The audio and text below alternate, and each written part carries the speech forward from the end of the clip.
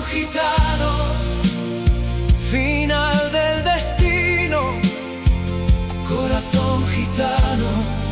Corazón gitano, el final del destino. Temporada 1, capítulo 7. El rechazo y el desmayo.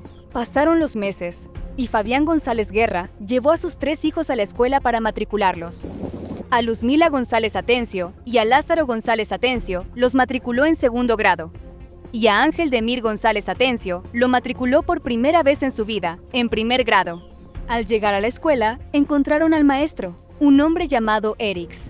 Todo parecía ir bien al principio, pero al salir de clases, un niño, sin razón ni motivo, sintió odio de la nada hacia Ángel Demir y le dio una bofetada en plena cara. El niño, asustado y dolido, fue a contárselo al maestro, pero este no le dio ninguna importancia, ni hizo nada ni lo defendió, dejándolo solo con su dolor. Pasaron más días y llegó la celebración del Día del Padre. En la escuela, todos los niños debían hacer una tarjeta para entregarla a su padre. Llegó aquel día tan esperado, y Fabián González Guerra fue a la escuela a recibir el cariño de sus hijos. La primera en acercarse fue Luzmila. Le entregó su tarjeta y le dijo con amor: «Tenga, papá, te quiero mucho, te amo». Y su padre, con voz suave y cariñosa, le respondió: «Gracias, hija, yo también te quiero mucho». Luego se acercó Lázaro, le entregó su tarjeta y le dijo: «Papá, te quiero mucho. Aquí está tu tarjeta, ¡Feliz Día del Padre!». Y Fabián le respondió con el mismo cariño: «Gracias, hijo, yo también te quiero mucho, te amo». Entonces llegó el turno de Ángel Demir. Con el corazón lleno de amor y esperanza, se acercó, le entregó su tarjeta y le dijo con voz tierna: «Papá, ¡Feliz Día del Padre! Te amo». Pero aquellas palabras de amor se rompieron en el aire. Fabián lo miró con frialdad y le dijo con voz áspera y cruel: «No, hijo, eso es mentira. Tú no me amas, y yo tampoco te quiero a ti. Así que no quiero nada tuyo». Aquellas palabras fueron como un cuchillo que atravesó el corazón del niño. Sin decir una palabra, Ángel Demir salió corriendo hacia su habitación, se tiró sobre la cama y comenzó a llorar desconsoladamente. Su madre, Lía Atencio Rodríguez, fue tras él e intentó consolarlo. Lo abrazó, le habló con ternura, pero no pudo calmarlo. El dolor era demasiado profundo. Y así, entre lágrimas y sollozos, el niño se quedó dormido, con el corazón roto por las palabras de su propio padre. Pasaron algunos días más. Un día, estaban todos reunidos en la cocina: Lía Atencio Rodríguez, Luzmila, Lázaro y también Ángel Demir. Conversaban tranquilamente, hablando de cosas familiares, cuando de pronto, a Ángel Demir le sobrevino un mareo terrible, tan fuerte que perdió el conocimiento y cayó de golpe, golpeándose contra un palo.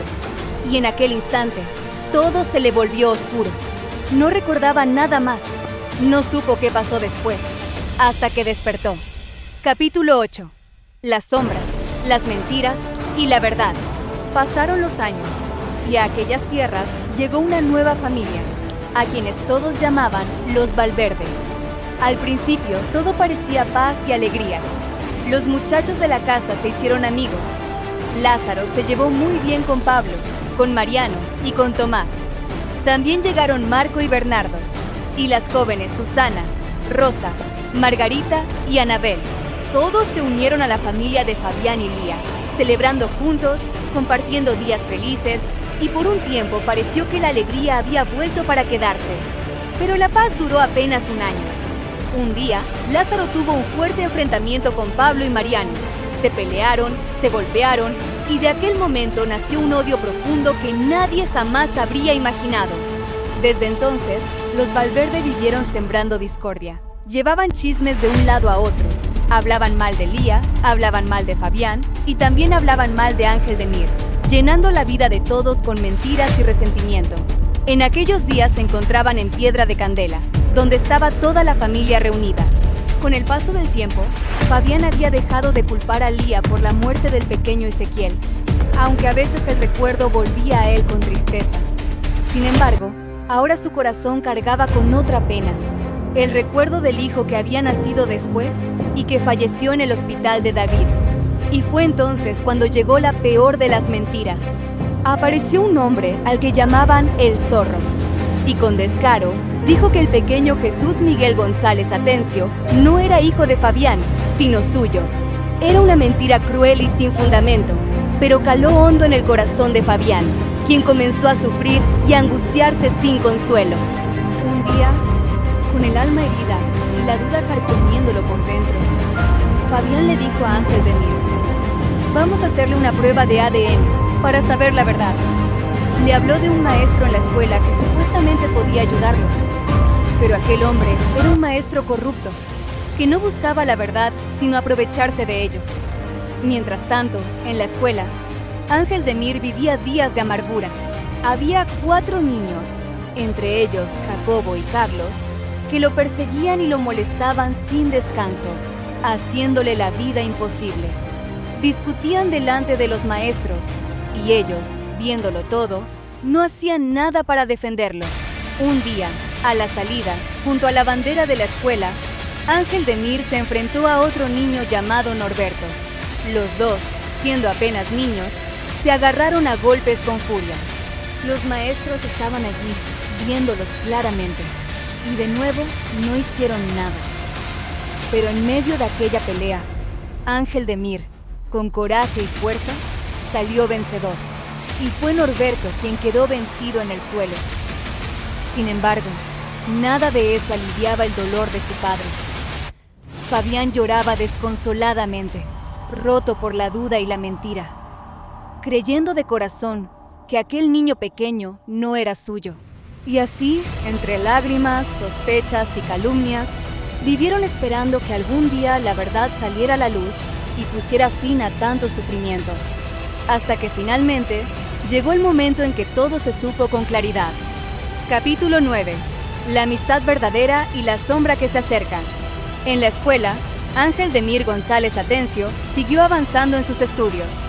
Un día, al entrar al salón entre todos sus compañeros, un muchacho llamado Eduardo se le acercó diciendo que quería ser su amigo. Pasaron los días y los meses, pero pronto se notó que Eduardo no era buena compañía. Decía palabras indecentes, se portaba mal y hablaba cosas que ningún niño debía decir. Ángel de Mir, poco a poco, fue alejándose de él. Mientras tanto, otro compañero llamado Iván se le acercaba con amabilidad y respeto. Con el paso del tiempo, Iván se convirtió en el mejor amigo de Ángel de Mir, alguien en quien podía confiar y con quien podía hablar sin miedo. Ángel de Mir se alejó por completo de Eduardo, quien, lleno de rencor, empezó a inventar mentiras y cosas falsas sobre él. Pero al final, la verdad se impuso. Dejaron de hablarse para siempre y cada uno siguió su camino. Los días volvieron a ser tranquilos. Los muchachos que antes lo molestaban y le hacían la vida imposible, siguieron en sus propios grados y dejaron en paz a Ángel de Mir. Ya no hubo insultos ni empujones. Hasta que un día, en la cancha de la escuela, se le acercó un muchacho llamado Helio, acompañado de otro joven llamado Edilberto. Helio se le enfrentó de mala manera y le preguntó con voz retadora qué quería, por qué siempre se dejaba molestar, y si quería pelear, que se enfrentaran allí mismo. Pero Ángel de Mir lo miró con firmeza y sin miedo, y al final, Helio no tuvo valor. Se rindió y se marchó avergonzado. Pasaron los días y los meses, y entonces llegó algo que nadie esperaba. Tomás Valverde, aquel joven de la familia que antes habían sido amigos, se enamoró de la hermana menor de Ángel de Mir, la joven llamada Marisol González Atencio.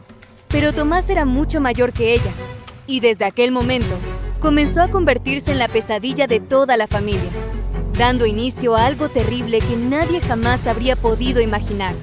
Capítulo 10. La amenaza, la calumnia y la injusticia. Desde entonces, Tomás Valverde comenzó a decir cosas que confundían y dañaban a toda la familia. Afirmaba que andaba con Lía, la madre, que estaba enamorado de Luzmila, la hermana mayor, y que también amaba a Marisol, la hermana menor. Y lo más injusto de todo, a Ángel de Mir lo culpaban a él de todo, como si él tuviera culpa de las palabras y los deseos de aquel hombre. Llegó un día terrible en Piedra de Candela. El padre no estaba en casa.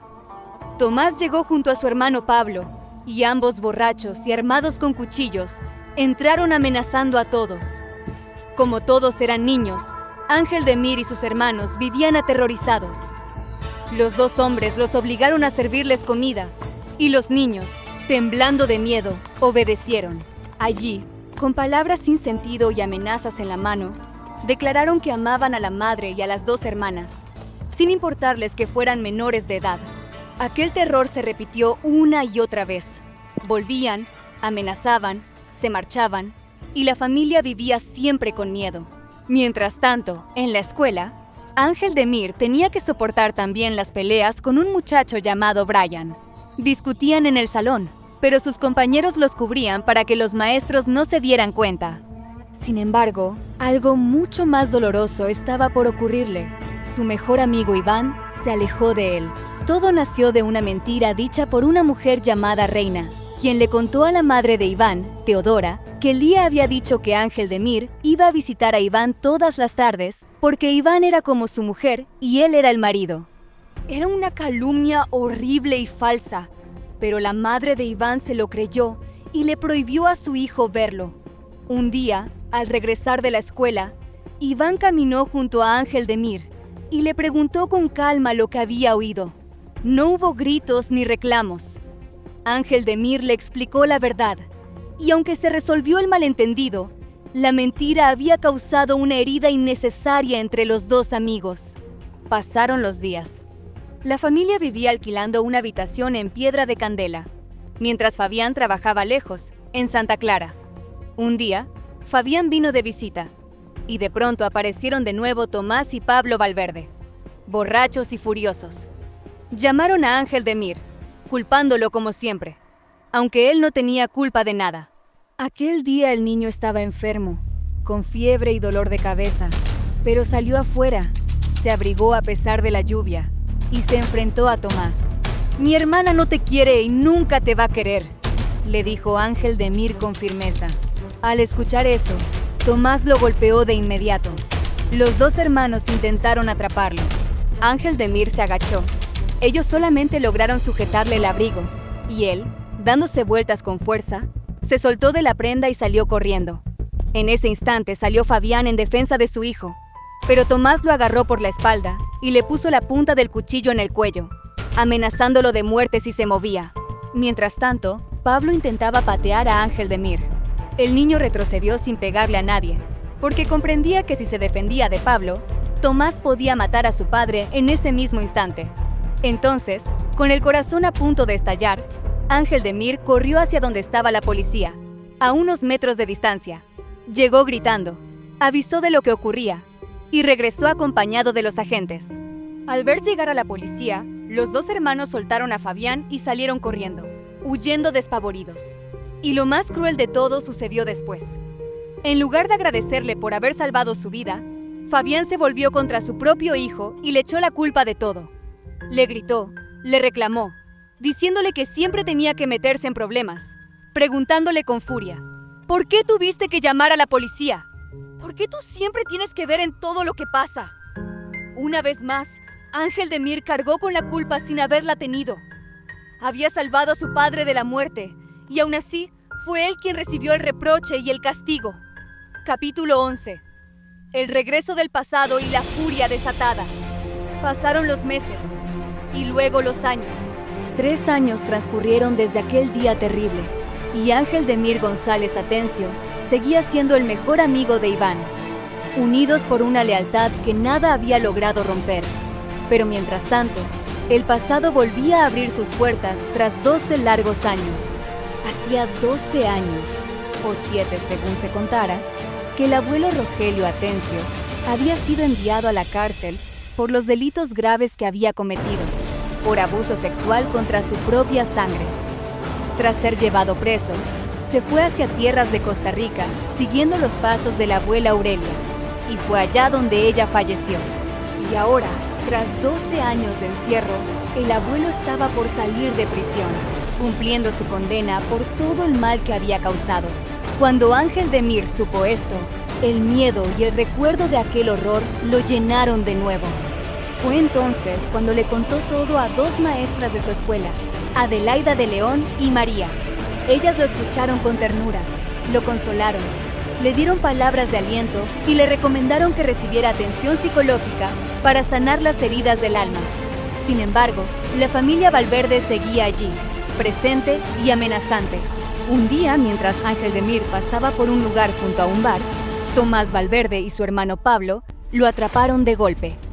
Lo empujaron contra la pared y le dijeron con descaro y furia que él quería estar con su madre, que ya había estado con ella, que no le importaba nada, ni el esposo ni el padre de familia, que nada lo detendría. Estaban a punto de golpearlo cuando, por suerte, llegó otra persona que los distrajo. Ángel de Mir aprovechó aquel instante, se soltó y salió corriendo desesperado. Caminó lo más rápido que pudo, tomó un taxi y le pidió al chofer que se apresurara, que manejara velozmente, temblando de miedo de que lo alcanzaran. Pero Tomás no se quedó atrás. Se demoró apenas unos momentos. Tomó otro taxi y llegó detrás de él hasta la casa donde vivían en Santa Clara, alrededor de las 7 de la noche. Allí vivía un hombre llamado Marcos, junto a su esposa Sara, y hacia la casa de ellos entró Tomás. Sin decir palabra, agarró a Sara por el cuello y le puso un cuchillo en la garganta, amenazándola de muerte. Los visitantes que estaban de visita en la casa no comprendían lo que ocurría, hasta que Marcos salió y llamó a Fabián, preguntándole qué estaba pasando. Entonces Tomás salió al exterior y allí, delante de todos, agarró a Fabián poniéndole también el cuchillo sobre el pecho. Toda la familia, los vecinos, todos miraban aterrorizados sin poder hacer nada. Marcos, aprovechando la confusión, llamó en secreto al abogado de la familia para que acudiera de inmediato. Mientras tanto, Tomás gritaba delante de todos que él amaba a las 2 hijas y a la mujer de la casa, que todo era suyo, que nadie podía impedírselo. Cuando por fin salió de la casa, quiso volver a entrar con más furia. Ángel de Mir corrió y le cerró la puerta en la cara, sosteniéndola desde adentro, mientras Tomás gritaba amenazas e insultos desde afuera, diciendo que entraría a reclamar lo que él decía que era suyo. En medio de aquella tensión, apareció de pronto un hombre llamado César Augusto, quien sin decir una sola palabra, se abalanzó sobre Tomás y comenzó a golpearlo con toda su fuerza, golpe tras golpe, hasta que estaba a punto de matarlo. Entonces Ángel de Mir, con el corazón en la mano, comenzó a gritarle suplicando: «Por favor, ya no lo golpees más, no lo mates, te lo ruego». Y también Fabián le gritaba que lo dejara, que si no se iba a meter en problemas. Entonces César Augusto lo soltó, lo tiró al suelo y Tomás Valverde salió corriendo. Se tiró por un barranco. Hasta ese momento todo quedó en calma, pero los días y meses que siguieron no trajeron consuelo para Ángel de Mir. Fabián volvió a echarle la culpa de todo. Le dijo que era culpa de él, que él lo había llevado hasta la casa, que por eso sucedió todo aquello. Para entonces, Ángel de Mir tuvo un problema con Iván que los separó hasta el siguiente año. No se hablaron ni se vieron. Mientras tanto, Rosalía le tenía odio a Lía junto a Marcos y Sara. Rosalía inventaba mentiras diciendo que Lía andaba con diferentes hombres de un lado a otro. Y por esas mentiras, Fabián y Lía volvían a pelear, sin saber qué era verdad y qué no. Pero un día, Rosalía viajó hacia David y en el regreso tomó un autobús. En medio del camino, el autobús tuvo un grave accidente y dio vuelta por un barranco. Por suerte, nadie murió, pero Rosalía se fracturó un brazo de gravedad. Y en medio de todo esto, Rogelio Atencio llegó. Ya había salido de la cárcel y, para sorpresa de todos, llegó con paz y tranquilidad. Todo en él había cambiado. Capítulo 12. 20 años de sombras y el rayo que señaló el camino. Había también en aquel tiempo un joven, sobrino de Fabián González Guerra, llamado Alejandro González. Él buscaba siempre cualquier excusa para causarle problemas a Lía, su tía. Decía mentiras sobre ella, afirmaba que andaba por caminos prohibidos y también se burlaba de Ángel de Mir, diciendo que él también andaba con hombres, inventando cosas vergonzosas y burlándose a carcajadas. Así vivieron día tras día, año tras año, soportando la maldad de Alejandro y la hostilidad de la familia Valverde, durante nada menos que 20 largos años. 20 años de calumnias, de odio, y de palabras hirientes que no cesaron jamás. Durante todos esos años, Ángel de Mir, en su dolor y en su desesperación, llegó a pensar que eran fuerzas oscuras, que había maldiciones. Pero un día, cuando regresaba de la escuela, caminando desde Piedra de Candela hacia Santa Clara, ocurrió algo que cambiaría su vida para siempre. De pronto, estalló una tormenta feroz. Un rayo cayó tan cerca de él que el suelo tembló. Ángel de Mir se agachó, temblando, y al levantar la mirada, vio cómo el cielo se abría y la luz estallaba justo encima de su cabeza, sin tocarlo, sin hacerle daño, como si una mano invisible lo protegiera. Corrió de un lado a otro buscando refugio, pero el trueno caía a su derecha, luego a su izquierda, luego delante y detrás, rodeándolo sin tocarlo, marcando cada paso que daba. Y en medio de aquel cielo en llamas, comprendió que aquello era el comienzo de algo nuevo, el aviso de que todo estaba por cambiar y que al final de tanto sufrimiento, la verdad brillaría más fuerte que cualquier tormenta. Capítulo 13. La aparición y el llamado. Una vez más, Tomás Valverde apareció en su camino. Ángel de Mir regresaba de la escuela caminando hacia su casa, cuando Tomás lo detuvo en plena carretera. Se acercó a él con amenazas y reclamos, repitiendo una vez más que quería a sus hermanas y a su madre, que no le importaba nada ni el padre ni nadie, y que junto a su hermano Pablo seguiría allí. Pero en medio de tantas sombras, llegó la reconciliación. Ángel de Mir volvió a hablar con Iván, se abrazaron y aclararon todo, y desde entonces, todo volvió a estar bien entre ellos. Pasaron los días y llegó aquella tarde que Ángel de Mir jamás olvidaría. Ya era de noche. Caminaba por las calles del pueblo de Santa Clara, cuando de pronto vio a lo lejos, caminando juntos, a su padre y a su madre. Se quedaron quietos, mirándolo, pero algo en ellos no era como siempre. Su figura parecía diferente, etérea. Ángel de Mir comprendió en un instante que no eran ellos, sino algo más, un espíritu, una aparición. Lleno de asombro, llamó de inmediato a su padre por teléfono. «Papá, ¿qué haces en el pueblo a esta hora?». Y su padre le respondió con voz tranquila. «No, hijo, yo no estoy en el pueblo. Estoy aquí, en la casa». Entonces Ángel de Mir preguntó con el corazón latiéndole a mil. «¿Y mamá? ¿Está ella también contigo?». «Sí, tu madre también está aquí, en casa». «Regresa rápido, hijo, que ya es demasiado de noche y no debes andar por fuera». Ángel de Mir colgó diciendo que ya casi llegaba, pero en su corazón ardía la curiosidad. Corrió hacia donde había visto aquella figura, con todas sus fuerzas, para saber quién era. Pero por más que corrió, nunca la alcanzó. Aquella aparición se desvaneció en la oscuridad del camino. Cuando llegó a casa, encontró a su padre y a su madre sentados allí, en su hogar, tal como le habían dicho.